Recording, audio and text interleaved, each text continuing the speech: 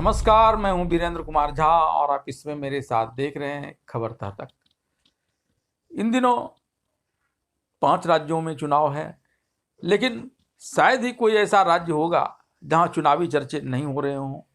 आगामी चुनाव को लेकर तैयारियां चलते रहती हैं और आजकल तैयारियों का स्तर ये हो गया है कि लोग ध्रुवीकरण के चक्कर में कभी किसी धर्म के देवी देवता पर नफरती बयान दे देते हैं, तो कुछ उसे अपने समर्थन में लाने के लिए उनके प्रयासों को ज़्यादा बल देते हैं।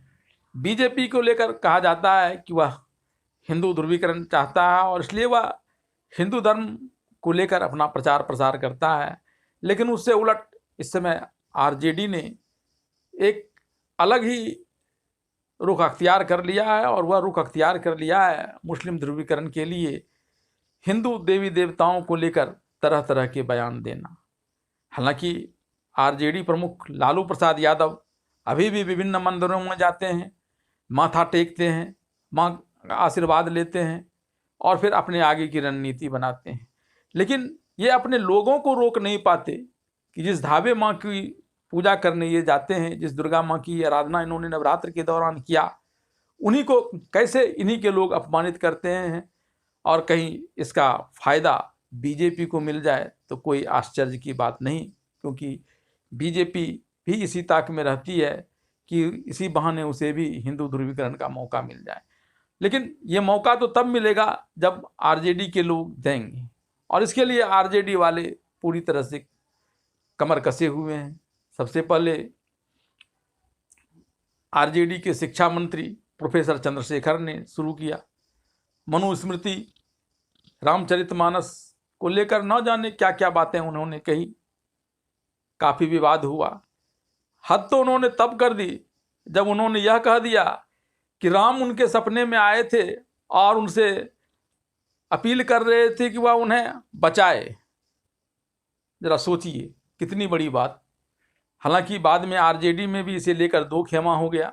शिवानंद तिवारी ने राम मनोहर लोहिया के रामायण का प्रेम को उदाहरण देते हुए रामायण मेला का उल्लेख करते हुए इस पर आपत्ति जाहिर की, लेकिन वहीं आरजेडी के दूसरे नेता प्रदेश अध्यक्ष जगदानंद सिंह कूद पड़े प्रोफेसर चंद्रशेखर शिक्षा मंत्री के बचाव में।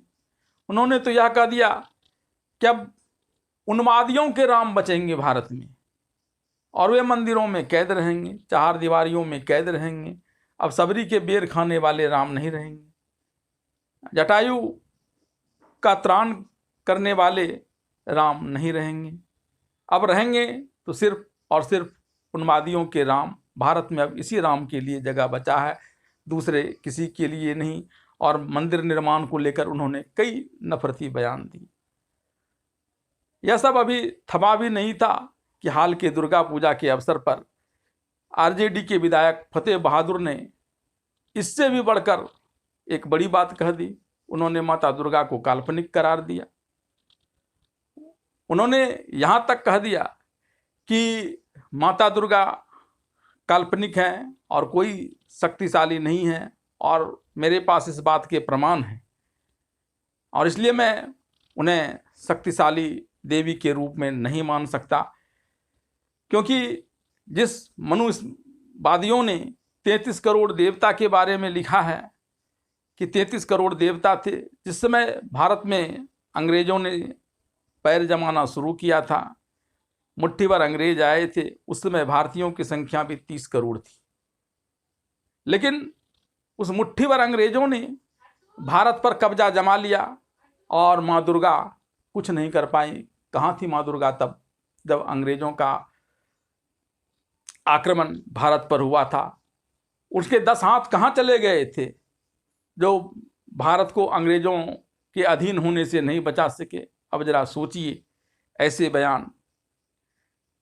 लालू प्रसाद यादव भले ही अपने लोगों को विभिन्न कारणों से न रोकें, लेकिन जनता जो वोट देती है उनमें आस्थावान हिंदू भी हैं और कुछ नहीं तो उनकी आस्था तो प्रभावित होगी और यह प्रभावित होगी तो फिर यह आरजेडी को चुनाव में भी प्रभावित करेगी। इस बात को भी आरजेडी नेताओं को नहीं भूलना चाहिए, और लालू प्रसाद यादव को तो कम से कम, जो इस आस्था पर विश्वास रखते हैं, उन्हें ऐसी हरकतों पर रोक लगानी चाहिए।